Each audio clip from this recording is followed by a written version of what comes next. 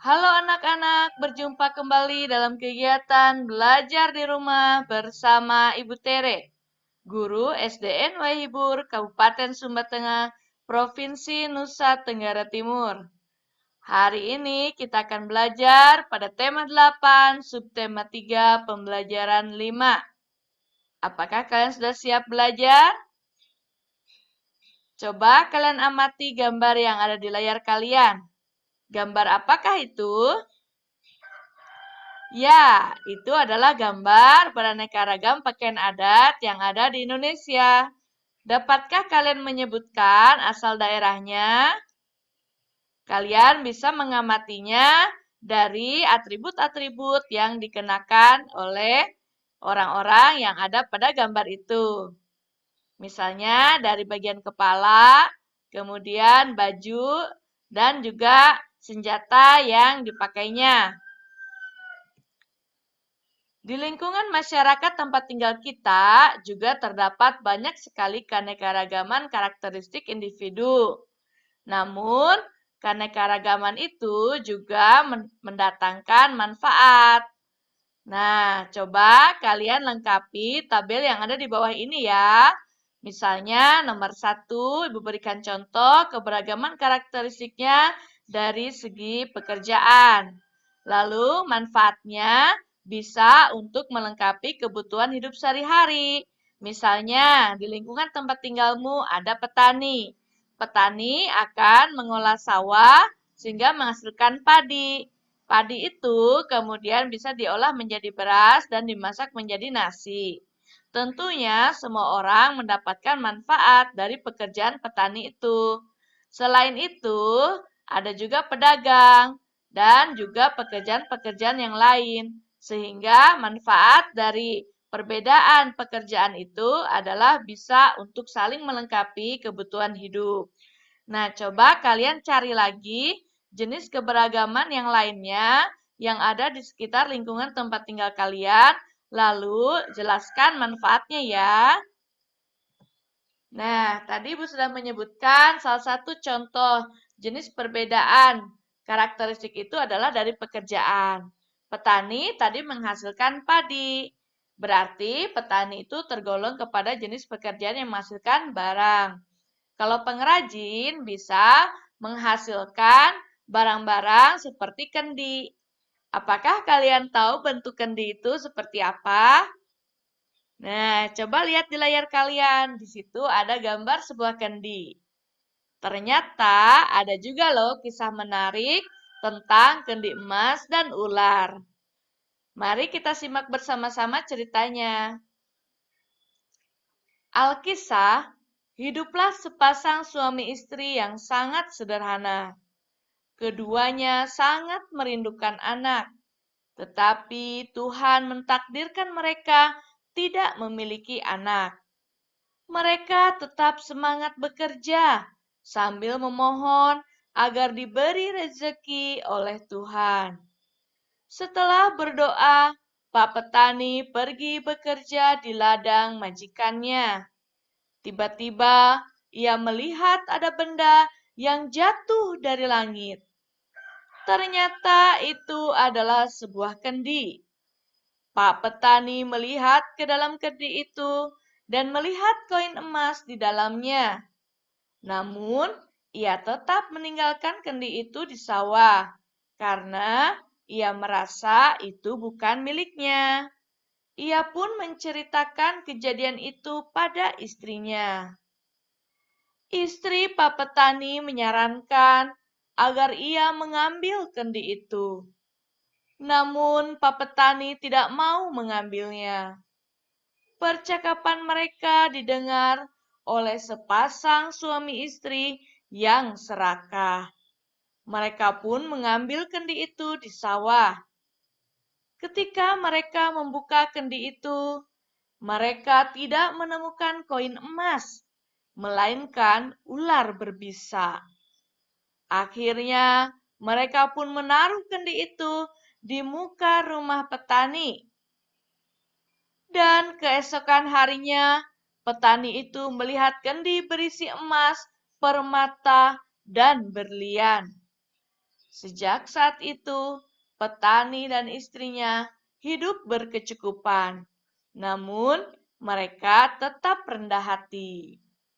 Wah, bagus sekali ya ceritanya. Nah, supaya kalian lebih memahami cerita tersebut, Ibu sudah menyiapkan beberapa pertanyaan. Coba kalian siapkan buku catatanmu dan tuliskan pertanyaan-pertanyaan berikut serta jawabannya ya. Nomor 1. Siapakah tokoh utama dalam cerita Kendi Emas dan Ular? Yang kedua, siapakah tokoh pembantu tambahan dalam cerita Kendi Emas dan Ular? Nomor 3, siapakah yang menjadi tokoh antagonis? Nomor 4, mengapa tokoh pada jawaban soal nomor 3 disebut sebagai tokoh antagonis? Nomor 5, sikap apakah yang tercermin pada tokoh utama dalam cerita Kendi Emas dan Ular? Nah, coba kalian jawab pertanyaan-pertanyaan tadi ya. Diskusikan bersama dengan orang tuamu. Anak-anak, jika kalian amati tadi gambar kendi itu, ternyata kendi merupakan contoh benda 3 dimensi. Kita sudah membahas mengenai gambar 3 dimensi, ya. Coba kalian lihat kembali video pembelajaran kita sebelumnya. Nah, hari ini kita mau mencoba untuk menggambar benda-benda 3 dimensi. Berikut ini adalah langkah-langkah untuk menggambar benda 3 dimensi, terutama adalah yang berupa kendi. Yang pertama, kita siapkan dulu alat dan bahan untuk menggambar. Bisakah kalian menyebutkan apa saja alat dan bahannya? Yang pertama adalah buku gambar. Kemudian yang kedua adalah pensil dan juga penghapus. Yang berikutnya adalah pensil warna. Apakah di rumah kalian sudah tersedia alat dan bahan untuk menggambar? Jika belum, kalian boleh minta bantuan pada orang tuamu ya. Setelah alat dan bahannya tersedia, berikutnya kita akan membuat sketsa gambar. Di sini di layar sudah ada contohnya sketsa. Sketsa adalah gambar yang belum jadi atau belum selesai, hanya berupa coretan-coretan. Saran dari Bu Tere, pada saat kalian membuat sketsa, gunakanlah penggaris atau alat bantu yang lain. Kemudian juga jangan terlalu tebal untuk membuat garisnya, karena nanti ada garis-garis atau bagian-bagian yang bisa kita hilangkan dengan cara menghapusnya. Kalau kalian terlalu tebal membuat garis sketsanya, maka ketika dihapus hasilnya menjadi kurang bagus. Ya, kita buat perlahan ya. Kalian boleh mulai dari bagian yang menurutmu lebih mudah. Setelah membuat sketsa, dan kalau kalian sudah yakin dengan bentuk kendinya, kalian boleh mulai memperjelas gambar sketsa itu. Caranya, dengan cara kalian menebalkan garis-garis seperti pada contoh yang ada di sebelah kanan. Kalian bisa membandingkan gambar yang ada di kiri dengan gambar yang ada di kanan. Menurutmu, apa perbedaannya antara kedua gambar tersebut? Ya, betul. Perbedaannya terletak pada garis yang ditebalkan untuk bagian luar kendinya. Silahkan kalian juga buat garis tebal sesuai dengan contoh. Berikutnya adalah menyelesaikan gambar.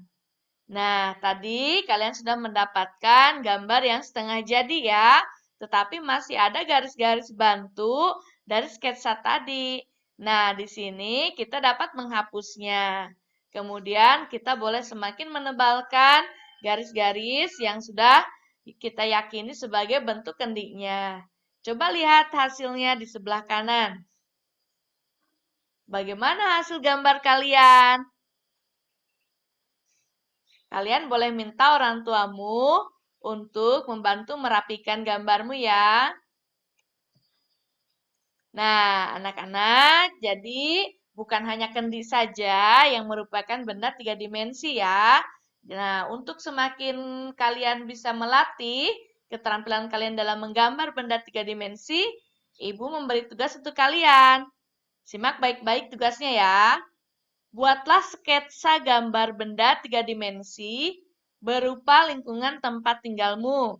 Dapat berupa rumah dengan pepohonan di sekitarnya, dapat juga berupa rumah dengan binatang di sekitarnya, atau kalian boleh menggambar benda-benda lainnya yang sesuai dengan keinginan kalian. Jangan lupa langkah-langkahnya seperti yang tadi sudah kita bahas bersama. Nah, anak-anak, Ibu Tere berharap pada kesempatan kali ini kalian bisa semakin semangat dalam belajar. Jika ada kesulitan, jangan ragu-ragu ya. Kalian bertanya kepada orang tuamu. Dan kalian juga boleh memberikan komentar pada bagian bawah video yang ada di channel ini. Tapi sebelumnya jangan lupa klik like dan subscribe channel video ini dan bagikan video ini agar semakin banyak orang yang mendapatkan manfaat pembelajarannya. Terima kasih.